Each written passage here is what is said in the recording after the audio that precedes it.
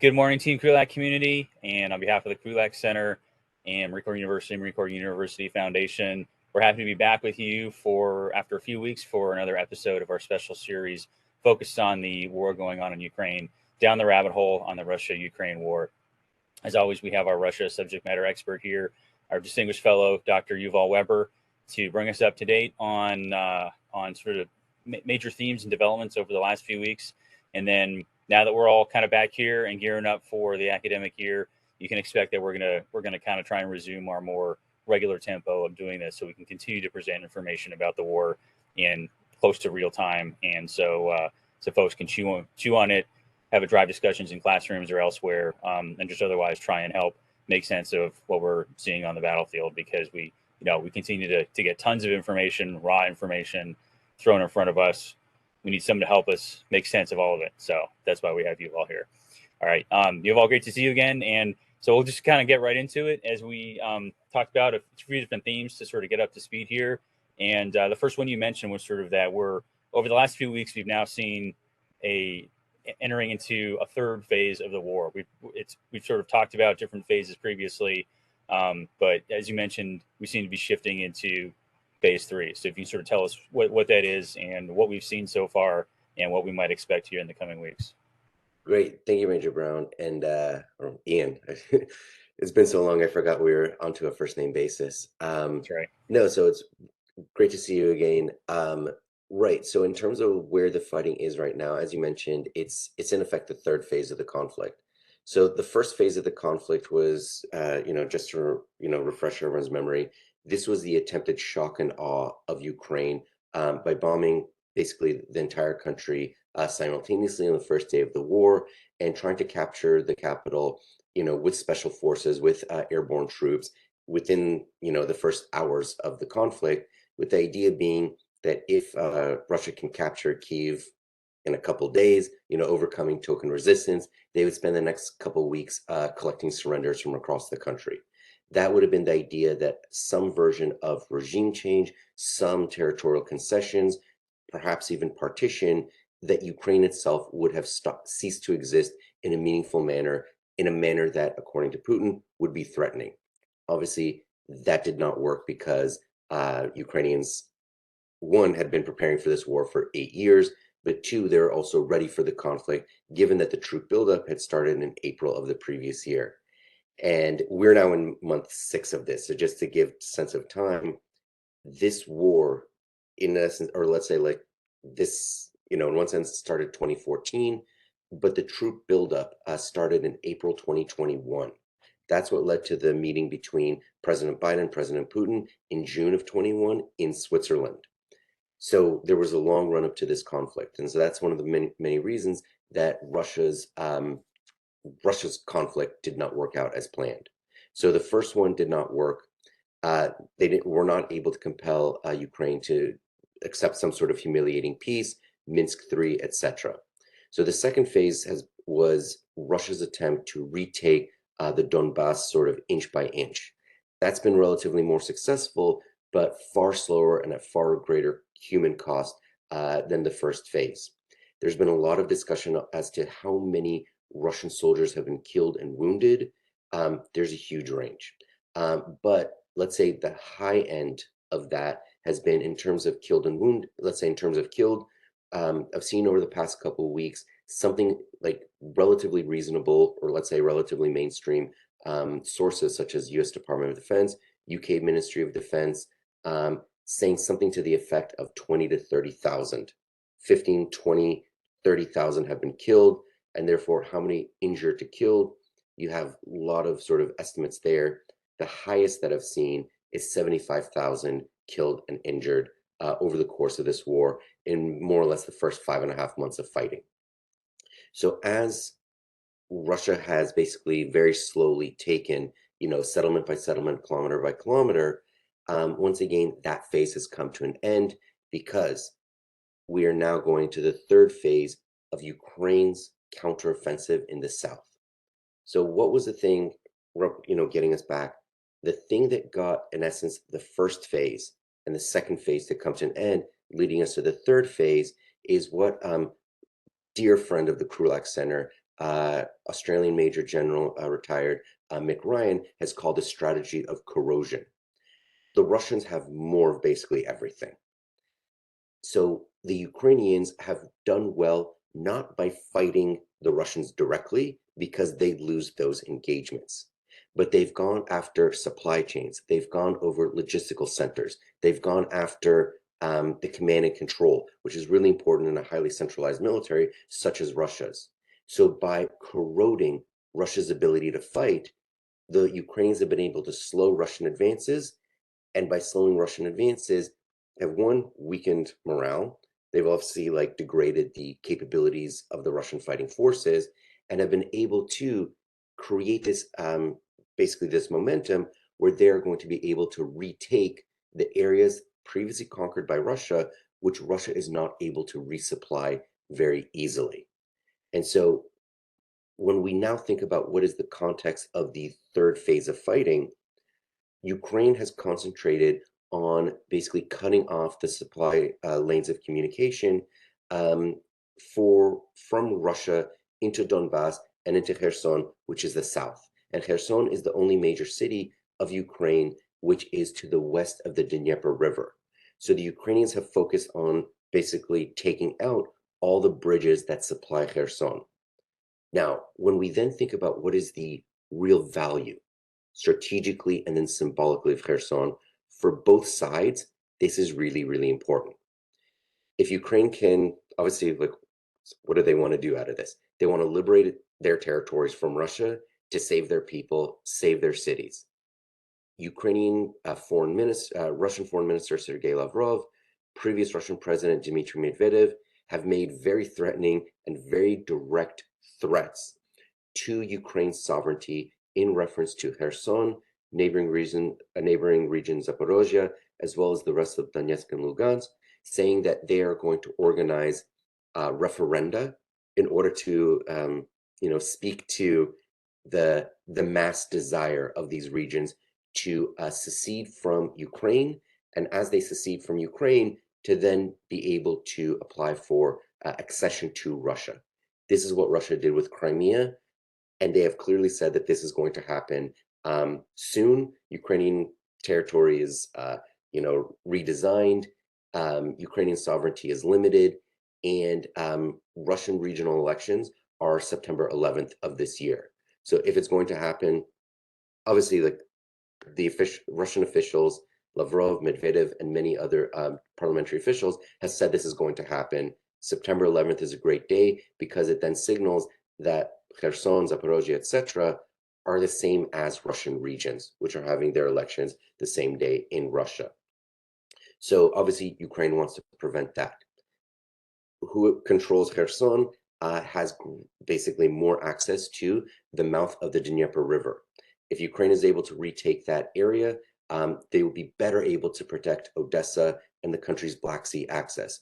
And obviously, that's crucial for its long-term viability as a country, and that's what Russia wants to limit. If they are successful, and if the West continues to provide long-range rocketry, and there has been discussion in recent weeks, Alyssa Slotkin, Adam Kinzinger, who are Democratic and Republican representatives, have both said that there is bipartisan support for sending the Army Tactical Missile System, the ATACMS, to Ukraine. And the difference between that and the HIMARS, which has been used to devastating effect, HIMARS has a range of 70 kilometers. This missile system has a range of 300 kilometers. So if Ukraine is able to take its territory and is able to get new longer range missiles, then it would be in a position to threaten Russian forces elsewhere in Crimea or elsewhere in Ukraine, as well as Crimea. So as Russia is now sending its troops from the east to the south in order to prevent Ukraine's counteroffensive, they are thinning their own lines. And that is, in essence, where the Ukrainians are forcing these difficult choices on them. Where to supply, how much to supply, and therefore to identify for the Ukrainians and the rest of the world what Russia actually cares about. But symbolically, the battle for Kherson and the surrounding region is also a fundamentally political issue. If Ukraine wins, like basically this thing, what they will be able to then articulate to a worldwide audience is that all the financial and military support that has come has worked. They're able to turn back the Russians on the battlefield. And so therefore, when European voices, which are opposed to Ukraine, which are pro-Russia, their ability to say, the costs are enough, we've done enough. There's no need to do anything further because Ukraine is clearly going to lose. We're only basically delaying the inevitable. Those voices are silenced. And obviously for the Russians, they want to say, they want to win so that they can say, this is happening and it's happened, both to outside voices as well as to their own population, to say, look, for all this sacrifice, we actually got something really important.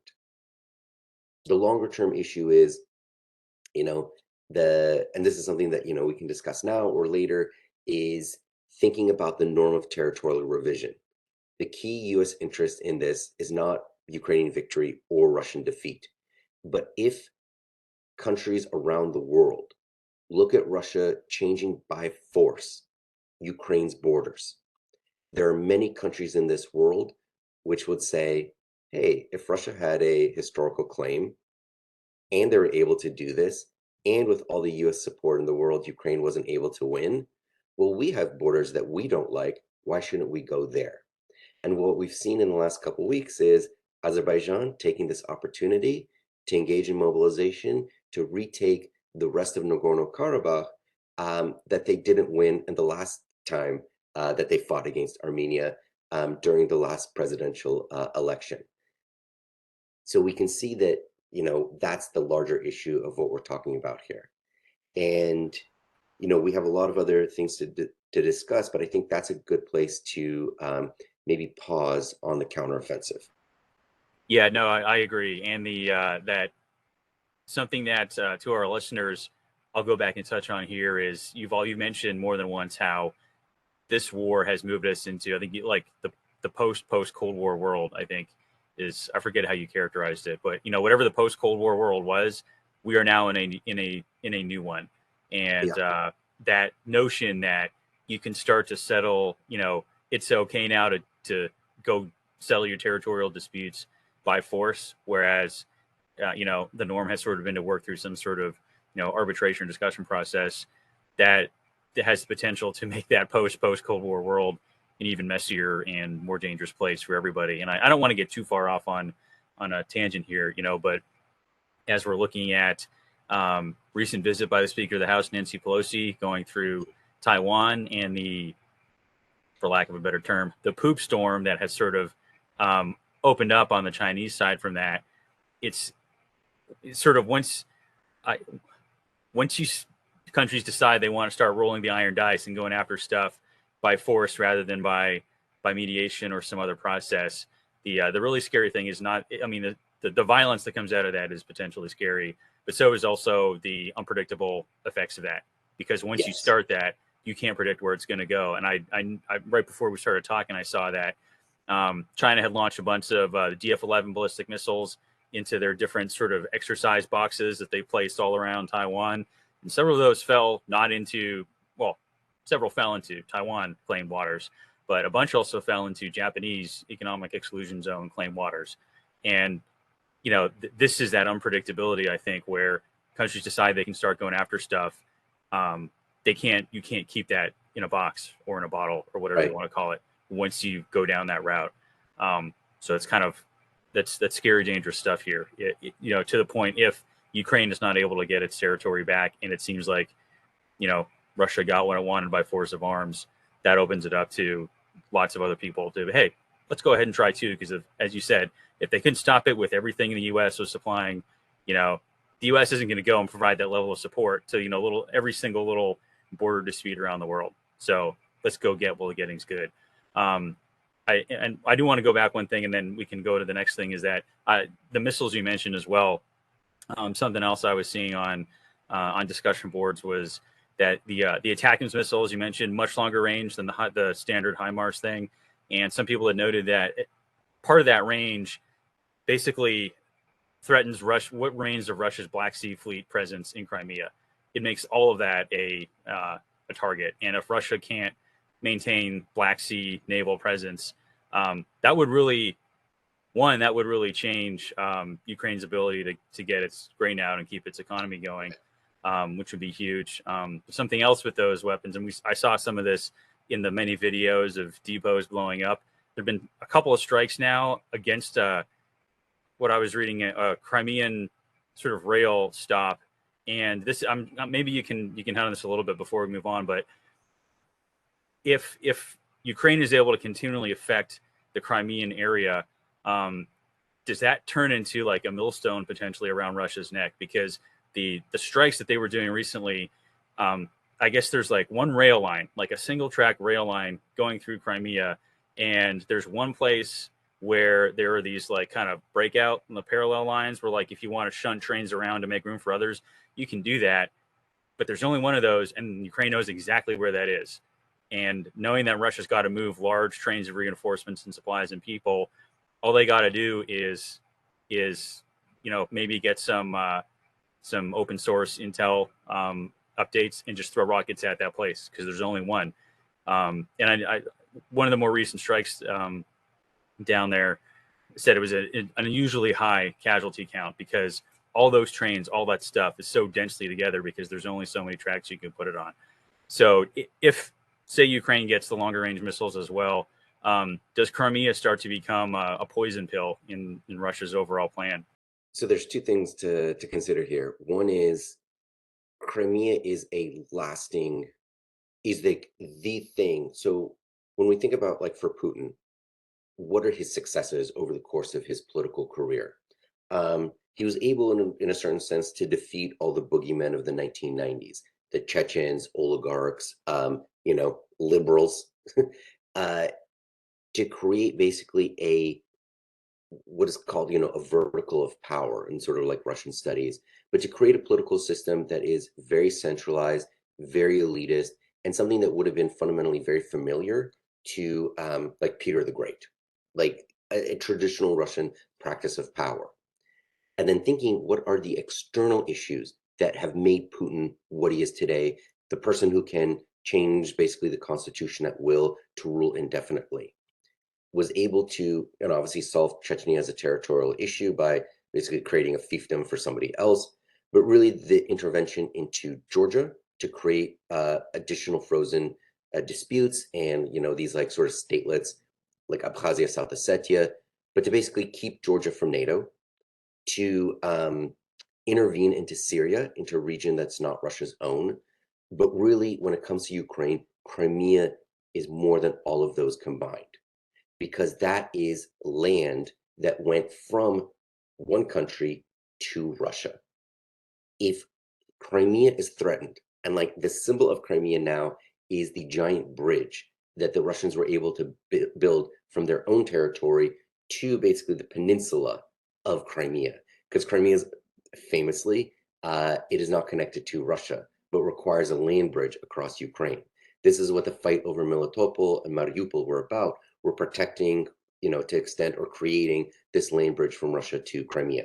If Ukraine is able to put weaponry that can threaten all of Crimea, at one point or another, they will go after the Black Sea Fleet, which limits, therefore, Russia's ability to supply to basically project power into the Eastern Mediterranean and to supply by sea its Syrian conflict. It also changed just the ability to like threaten Ukraine and like for Ukraine to like get its grain out, but also for the rest of the countries in the region. If there is less of a Black Sea fleet and Turkey is not allowing other Russian warships to go into the Mediterranean, then Russia's ability to be a southern power, which is something that Russian tsars have thought about for hundreds of years, would be extremely limited. So again, Crimea is important because of everything that it allows Russia to do. If the Ukrainians go after the Black Sea Fleet and they go after the bridge that connects Russia to Crimea, then that is a level 10 DEFCON 1 million disaster. Or I guess DEFCON like goes down, like when it gets more serious. Yeah, I should probably know this, but I'll call it threat level midnight because I'm currently rewatching The Office, and that's my context for the worst possible thing that can happen. We are at threat. If they lose that, we're at threat level midnight. We're at threat level we have lost our scale, because it then suggests that everything that Russia and Putin have done over the past 8+ years and counting, and really Putin's entire tenure, is now directly under threat, and the direction is only going one way. The other issue which you raised about trains is, you know, I think it's maybe Lawrence Friedman, scholar from King's College London, who said the longer this war goes on, Ukraine is evolving into a 21st century fighting force in terms of updating its, tactics, its techniques, its capabilities, and Russia is evolving into a 20th century fighting force because it's not replacing the stuff that gets destroyed with contemporary things. So they have to go to older and older um, uh, just items as well as just tactics and techniques. And part of that is we see the Russians are still relying to a very great extent on basically 19th and early 20th century technology to get all of their items to the front and to really sort of resupply the troops at the front. And again, this is like another tangent, but why does the United States, why does NATO writ large, why do NATO allies spend so much money on being able to have lift capabilities and to be able to supply basically war zones or whatever else by air? It's so that you don't have fixed assets, which are extremely well known to the adversary at all times. So that anytime you use literally your single rail line, your enemy doesn't know within the next couple minutes and then basically points the missiles towards that. And this is, in fact, like what we can think about Russian resilience versus basically, let's say, Western resilience and so forth. Resilience is basically what do you have at the moment the crisis begins? And what the Russians didn't have is the ability to resupply troops to the front by air, by different mechanisms, except by something that has been in place since World War II and before World War II, I should say, because those rail lines that we're talking about, they started to be built in the 19th century. And that is a key issue of which Russia's ability to fight as a modern force, one, could have been called into question from the get-go, but two, the longer this war goes on, the more there are going to be some combination of 19th century logistical capabilities, 20th century weapons, but 21st century grievances. And that is going to lead to the reduction of morale across the fighting forces. Yeah, as you were saying that, it sort of flew into my head. 19th, 20th century technology and 21st century grievances could be a great paper topic for any student out there who's listening. As well, potentially a comparative between like U.S. and NATO strategic airlift and Russian strategic airlift. Because I mean, it's not like the Russians don't have large aircraft, but their, as you said, their default is going to 19th, 20th century modes of transportation, whereas our default is like, I'm just gonna, as we sort of saw in Afghanistan, I'm just gonna throw as much stuff in planes as I can, and we're gonna move it out. And guess what? We can do that very, very well. So maybe another paper topic out there for students: comparative strategic lift for those two sides. But yeah, so to make sure we're sort of trucking on, I think we can shift to the next theme maybe. And so we were, since we're on the topic of the Black Sea anyway, the second theme you mentioned was grain and gas issues. So some of these economic concerns as well. Right. So yeah, so go ahead. Let's where do we stand on those? So something that we've been tracking with also a dear friend of the Krulak Center, Dr. Kapela Zielinski, with the issue of grain. And the issue of grain, to remind listeners or viewers, is Russia and obviously Ukraine are agricultural powerhouses of the world.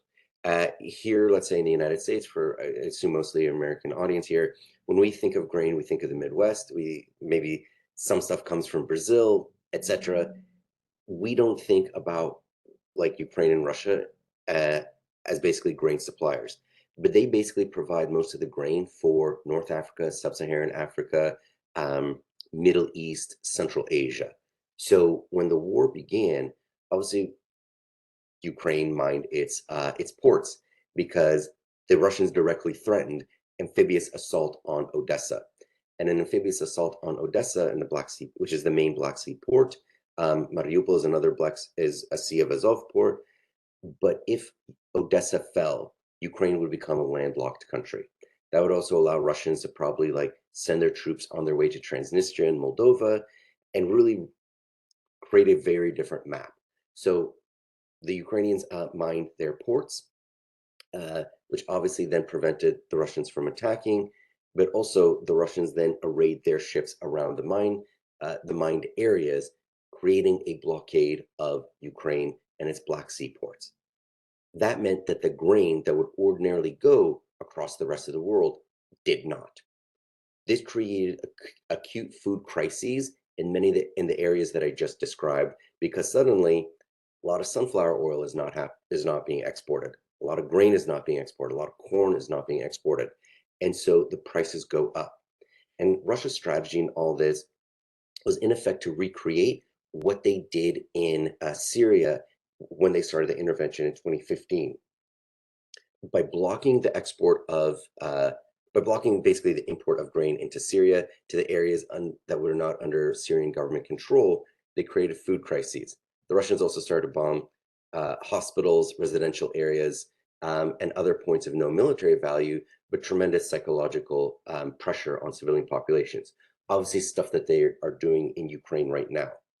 So the result in 2015 is that this created, by having food insecurity, you had civil insecurity. Civil insecurity obviously created instability amongst the governing bodies in Syria, which created a migration flow from Syria into Europe. That helped the AfD, the German far right, get into government. It certainly helped Brexit get over the line. So Russia's strategy in a grain blockade on Ukraine was something similar.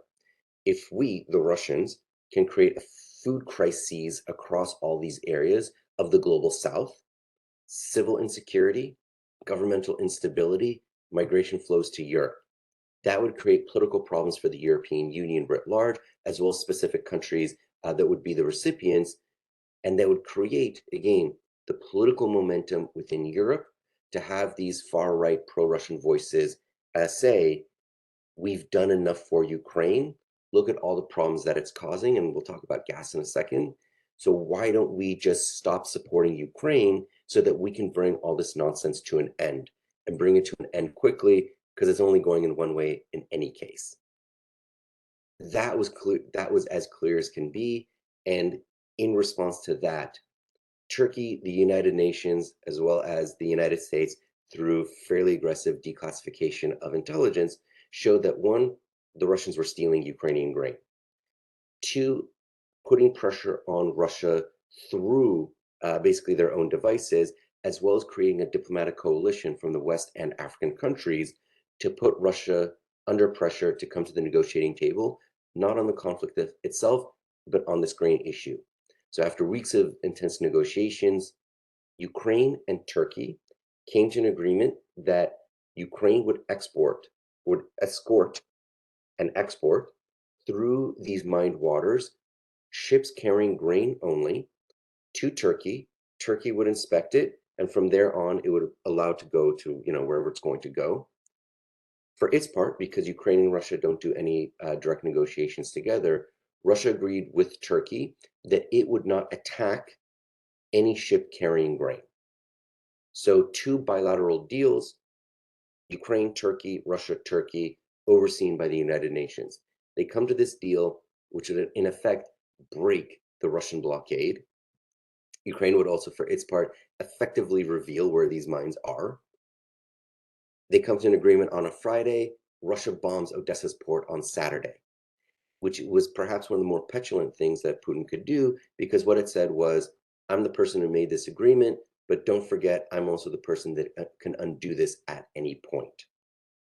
So with that temper tantrum aside, as of this week, the first ship carrying Ukrainian grain exports, 26,000 tons of corn has left Odessa.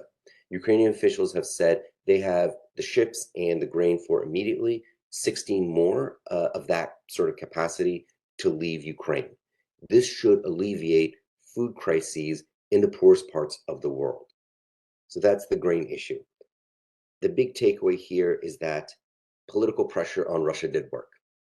It worked not because it was coming from the United States alone or from Europe alone, but the countries that ostensibly would be are the ones that are more open to Russian assistance directly beseeched Russia um, to stop the blockades so that the current governments could stay in place. Pressure does work. Putin is not some person who cannot sort of understand like up and down, left and right when there is concerted pressure on him. So from that, we should then turn to, if we're thinking about the global south, the global north, the issue here is now of natural gas. The reason that we are hearing about gas in the middle of summer is that what the Europeans wanted to do was to fill up every available stockpile, every available gas storage facility, so that when Russia finally cut off, or Europe finally got off Russian natural gas exports, there would be enough to overcome that supply shock, whether it be this winter, next winter, at some point. Obviously, the Russian natural gas oil weapon leverage is right now for that exact reason. And so what the Russians did is, first of all, Nord Stream 2 is obviously has not gone into operation. Nord Stream 1, the Russians have they took it offline, then brought the throughput capacity back to 40% and have dropped it back down to 20%. And so the reason that they keep Nord Stream 1 going is that they can say, well, we are doing as much as we can, but because of all the conditions imposed on us, we are unable to fulfill all of our contracts. So they are claiming force majeure because of the sanctions regime. Force majeure is, the legal sort of like economic term when something is outside of your control. Anyone who's bought a house notices at some point the insurance company is on the hook unless there's an act of God.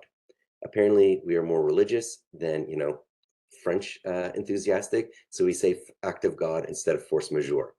Um, and so what Russia's claiming is that sanctions regime is not as the result of their own actions, but basically this act of God. There was a larger sort of subplot here of a Gazprom large turbine that had been under repair in Canada, and whether Canada was going to give it back to Germany so that Germany could basically give it back to Gazprom to reinstall. Gazprom claimed that it couldn't increase the capacity unless it got this turbine back. So therefore, they got the turbine back. And now they said, we don't know whether we can install it because we don't know if the repairs were done correctly. If the repairs were done correctly, therefore, we're going to keep the throughput at 20%. Now, what is the Russia's play in all this? The reason I mentioned Nord Stream 1 versus 2, Nord Stream 2 has never gone online, even though it's mostly complete, because of basically this conflict. The Russians have offered to increase the throughput capacity of 100% of what Nord Stream 2 can do. So if Nord Stream 2 goes online, Europe can get all the gas that is able to be exported. So that's Russia's play in all this. It's to break the prohibition, the taboo on Nord Stream 2, if possible, and if not, to create gas crises in Europe. And the gas crises, from let's say Germany's official data, the Germans have spent, in the first 5 months of the conflict, and obviously, like they're now building liquefied natural gas LNG facilities. They are getting different sources of supply, but they spent 160% more in the first 5 months of this conflict on natural gas, i.e., in 2022 compared to 2021. So those are the sort of supply shocks that Russia would like to carry on for the rest of the year. For its part, Europe has started to engage in 15% reduction of just demand. Find the ways to conserve, because the ultimate European Union play in all this is that, in effect, they're securitizing their climate change goals. Cheap Russian gas has been basically the bane of Europe's climate agenda for years, if not decades. At the time when gas is really expensive and the country supplying it is like really cruel and evil, this is the mechanism by which reduction of demand changing different sources of supply, changing different types of energy that are used in the energy mix of Europe. All those things that the EU has wanted to do for years and decades, it's actually happening right now. So instead of basically eating dirt for many years and not getting towards the climate goals, basically, reduction of fossil fuel consumption in order to meet basically lowered emission standards, they're meeting it very quickly, focusing all the pain, the economic and social dislocation now, and blaming it all on Russia. So in that regard, we can see, even though the Europeans are complaining, because it's higher cost for industry, it's going to be higher cost for consumers, it actually achieves a much bigger goal in the long run. So in that regard, Europe is actually fairly committed to basically focusing all the pain of getting off Russian gas as quickly as possible because of this ulterior motive. So we'll see over the course of the next year, more production from the US. The EU Commission chief, Ursula von der Leyen, went to Azerbaijan, the place that is trying to change its territorial borders in order to get its gas. We see that Europe has gone to Israel and Egypt in order to force agreement on the gas field that is shared between those two countries in order to get production moving as quickly as possible. Algeria, basically, these are the days of wine and roses, because they can produce a lot. So we see in different sorts of ways Europe taking this crisis as anti-Russia mechanism or cover for its climate goals. And so that, in a way, is sort of what we can see. The grain is starting to move out. Europe is taking advantage of the crisis as two of the bigger structural issues, what we see in basically European international economic policy. Yeah, no, that's great, and that's really interesting. And another two thoughts jumped in my head. I'm going to partly use our talk here to foot stomp things that we're going to be doing in the next academic year. So, forgive my tangents, but one, it made me think maybe we need to get Dr. Tarzi back on here because looking at those energy considerations in the Mediterranean was something that was a focus area. I mean, one of our scholars program last year, but also that's his piece of the world that he has a lot of really deep knowledge of. So we may have to get him back on, talking about, Israel and Egypt, forcing them closer together to resolve these things. I certainly never thought of Algeria as, like a gas powerhouse, but this, again, post Cold War world, we're seeing shifts that we may not have shifted or expected to see until some forcing function came along. And my second foot stomp is that, as it happens, for the Krulak Scholars Program this year for AY23, which Dr. Tarzi and Dr. Anzalone in Middle East Studies are going to be backstopping, global energy change and security implications is the focus of that program. So for those students who are interested, that's going to be the topic, and maybe we can get yourself on, Yuval, as a guest speaker in that series as well as we develop that out. Okay, great. So I think we have one more thing we wanted to hit here, right? In our time. Yes. So so because this is a conflict and Russians have committed war crimes basically from start to finish, there has been two things that have really sort of resonated with international observers over the last couple weeks. The first one is increasing evidence that Russia likely executed 53 POWs. So in the Olenevka prison, which is actually close to the front line, so another violation of Geneva Conventions, Russia claimed that one of Ukraine's HIMARS rockets, Western supplied rockets, hit a building that happened to contain 53 Ukrainian POWs. And these are the POWs who were the ones defending Mariupol, these Azov battalion fighters. So that was Russia's claim. POWs were attacked by their own side using the weapons supplied to them by the West. The Ukrainians have claimed that this is not true for several reasons. And one, They have called for the International Committee of the Red Cross to investigate. Russia still says yes, but they haven't actually permitted them to come in, because what the Russians did do is they provided video coverage of this, because they put on the news, here's what those awful Ukrainians did. And they showed, like, here's the bombed out building, here's basically like where the prisoners were. They removed the corpses at that time. The Ukrainians, as well as, people who were looking more carefully, said this doesn't hold up for several reasons. One, we never attacked this building. Okay, you can say, well, if you did, you didn't. That's both sides would obviously have that claim.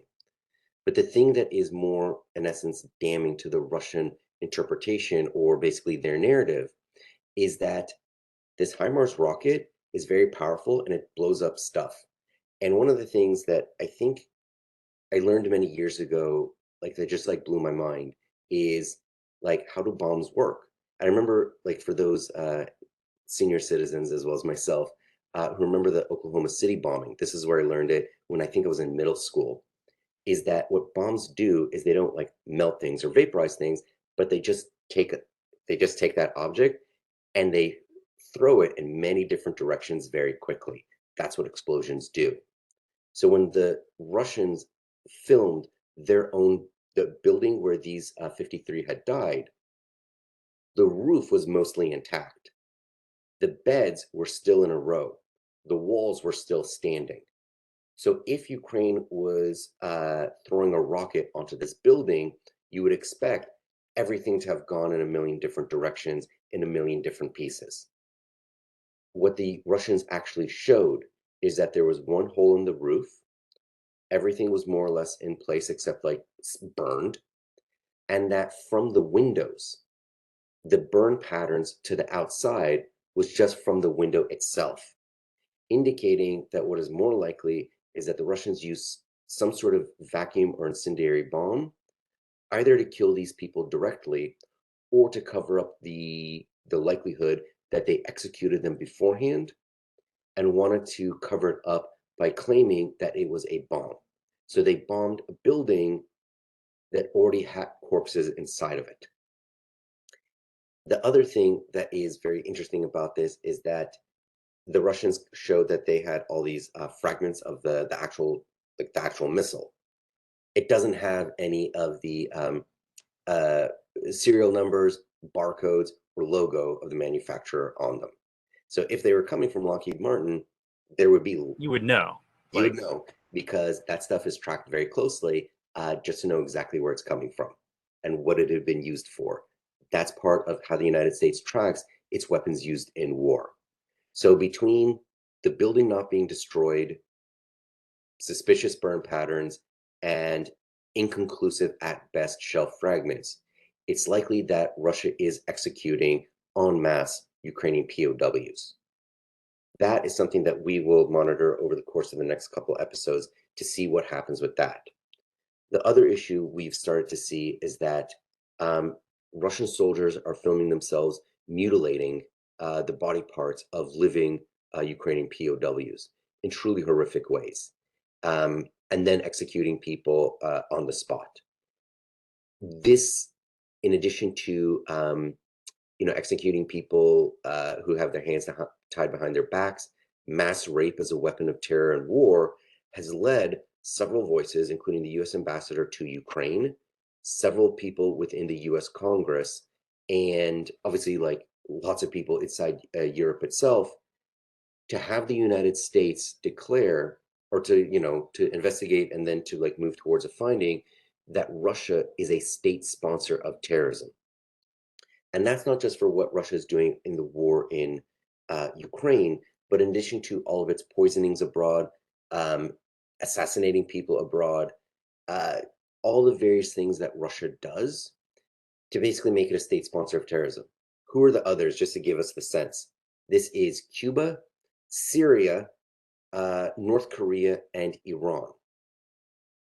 So to put Russia on that list, the effect of this would actually be pretty insane, because all of those countries are relatively small economic states.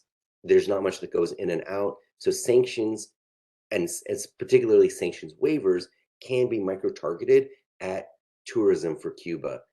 Gas, when like the nuclear weapons issues are going well, like those sanctions waivers can be put in.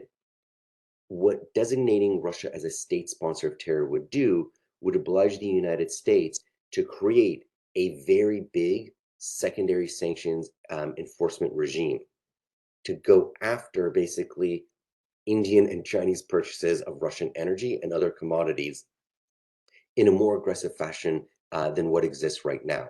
Because currently, what the US has focused its energies on is not, and obviously there are exceptions for energy and for like foodstuffs, pharmaceuticals coming in, life-saving materials. The thing that the US really cares about and its allies really care about is, the export of semiconductors, microchips, things of that nature into Russia. And for its part, we'll see what Speaker Pelosi's visit does. But for the most part, China and India have respected that sanction. Obvious, and one of the big things that the Biden administration was able to do, unlike 2014, was get South Korea, Singapore, and Taiwan to sign up to the sanctions regime. So one of the things of Russia's economy is that it's no longer advancing as a modern economy. It's just doing older things in at greater tempo, greater extent. And so the earlier jibe about Russia evolving into 20th century military, it's also evolving into a 20th century economy as well. This would force, so designating Russia as a state sponsor of terror would really call into question the US and allied capabilities of enforcing that over a much wider range of economic interaction between Russia and the outside world. So this would be a major, major issue in the international economy. Yeah, and I'm going through my mind trying to think of other people who countries that used to be on the list but aren't anymore. But this would be by far the largest, most industrial capacity, largest economy that's been put on that list. Is that correct? Yeah, because for all the economic might of Syria, Cuba, North Korea, and Iran, I think all of them together, this is actually a good trivia question. Are Moscow and St. Petersburg wealthier than those four countries? I would say yes. I don't know, but certainly Russia is bigger than all of those countries combined in terms of its economy, and even to this point, international economic integration. Yeah, well, it's that we'll put that on a list of things that we can explore and watch here in the coming weeks. And especially what additional evidence it might take to drive people across that line, or drive the U.S. or Western countries to cross that line, because as horrific as the execution of the prisoners and the mutilations are, like, this is not the first thing that's been fairly well documented. This stuff has been coming up at least since the Russians were driven away from Bucha, and pretty much every day in some measure afterwards. So I really wonder if another POW execution will be the thing that finally does it, or if Russia and its advocates are able to claim enough uncertainty that maybe that line is never crossed. I don't know. I kind of don't want to find out. But what they're doing is not a surprise. It's just Right. Every new incident it's reinforcing that this is how they operate. So I wonder what it would take to finally drive countries across that line to slap that label on them. So it could be that, again, once you start breaking these norms, and think of a norm as like, what is the expectation of like appropriate or permissible behavior? When you start breaking this, like, who knows what our second and third order effects? It could be that this evidence, or these evidences, the general evidence of war crimes in different domains, but all having the underlying lack of respect for human life. If it's a Ukrainian, it could be that we won't see Russia being designated as a state sponsor of terror right now, but perhaps it makes the debate over those longer range missiles, the ones with 300-kilometer range, that might make that discussion, that conversation easier, in order to say, well, what are our choices in terms of trying to stop human rights violations? designate Russia as state sponsor of terror, 300-kilometer missiles. The 300-kilometer missiles, that's easier relative to state sponsor of terror.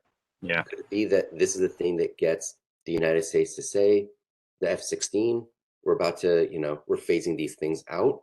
Why don't we give those to either Ukraine directly, or we'll give it to countries like Slovakia, so Slovakia can give its MiGs to Ukraine, so that Ukraine has that many more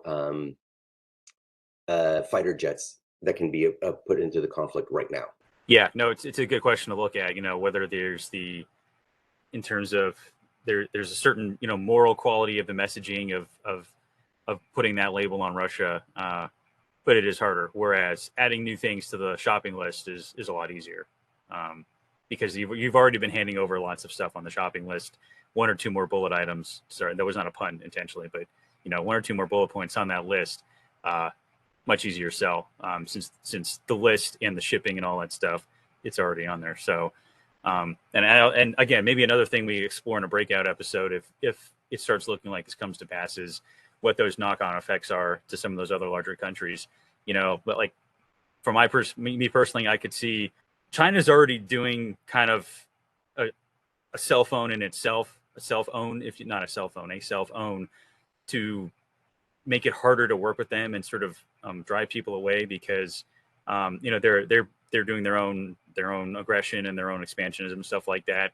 And you're already starting to see some companies looking at trying to get out of that before before China becomes a partner that you simply can't work with, where you start throwing sanctions on them and they start losing business. But I think the real question mark is those other large economies like India, right? Like we want to be friendly with them, world's most populous democracy. What do you do if you're asking them to eat a lot of economic pain on these things? Does that drive them away from where we want them to go? And that's just one example. So, yeah, another thing to watch here in the coming weeks. So I know, I'm sure not how much more time you have, and I know on the humanitarian list, the other thing we're talking about was that we don't have as much visibility into as POW executions and mutilation, is the forced movement of Ukrainians from occupied Ukraine into Russian territory. And you've described this like this is in the millions now. Yes, so Russia's own state news agency trumpeted, I should say, because the article was very complimentary, that 2.8 million Ukrainians have entered Russia since the beginning of the conflict, and that includes 500,000 children.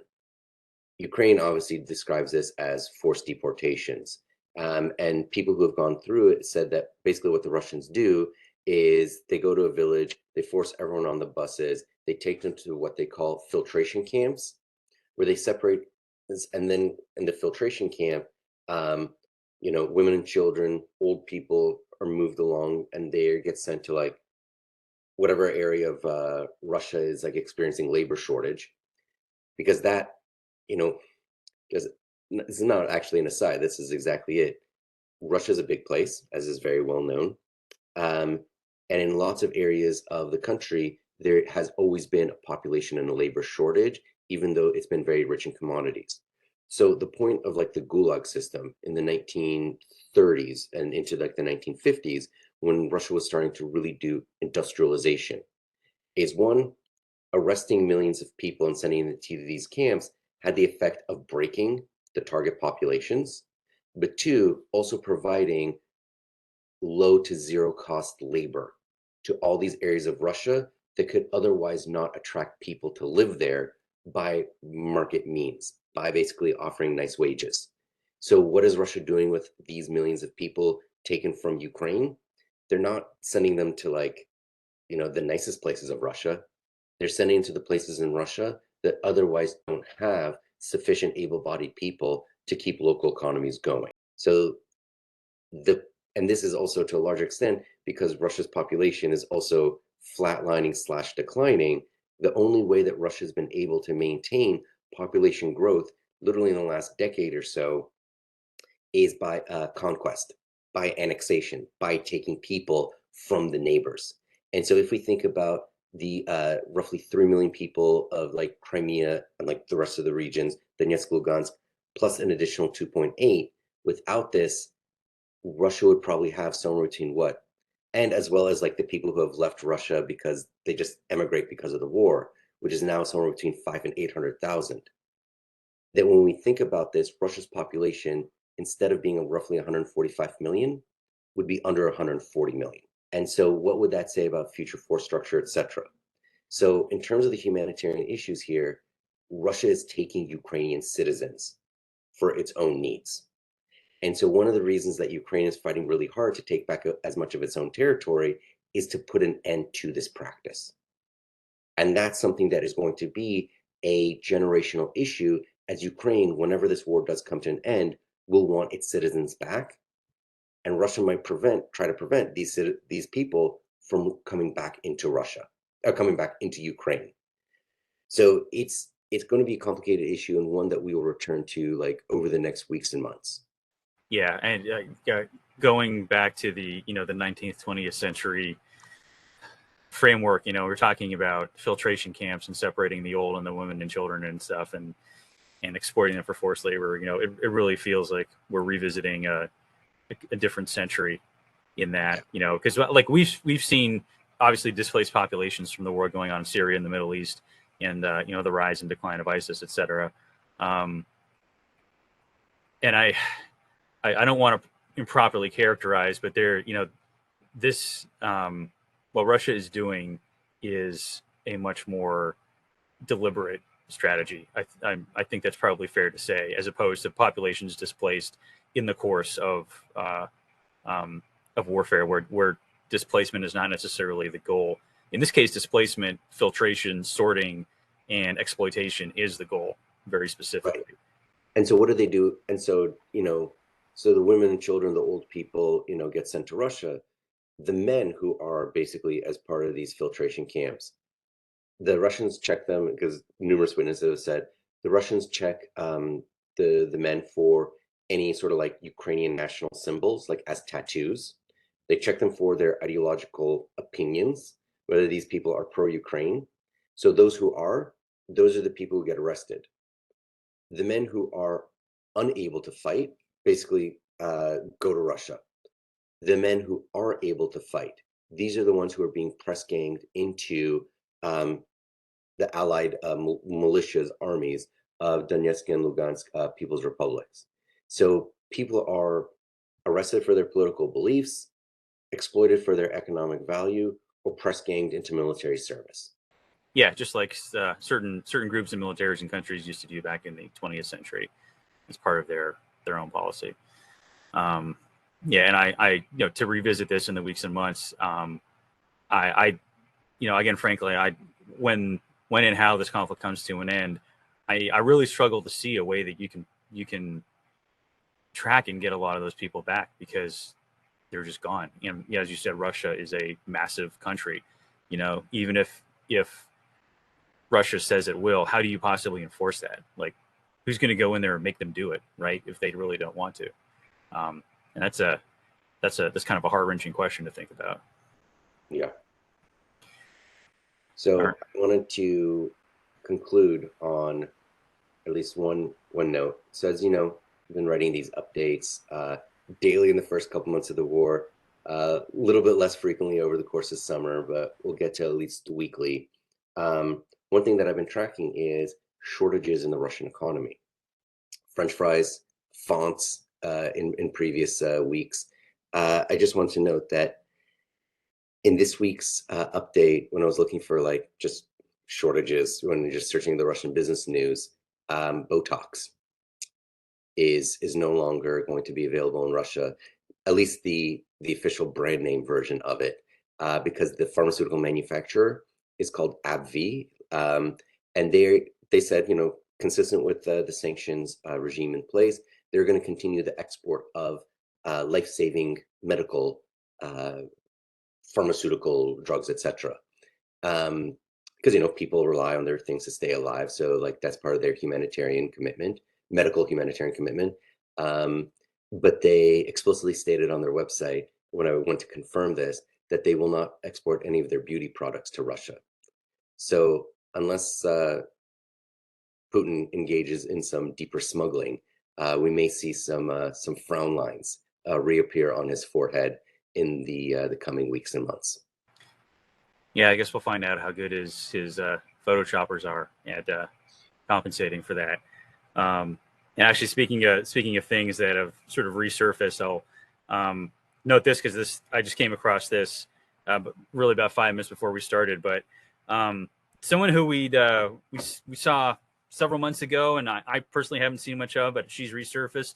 Our old friend Maria Boutina, who, if anybody remembers, is the what did she do? She was the downfall of some American politicians.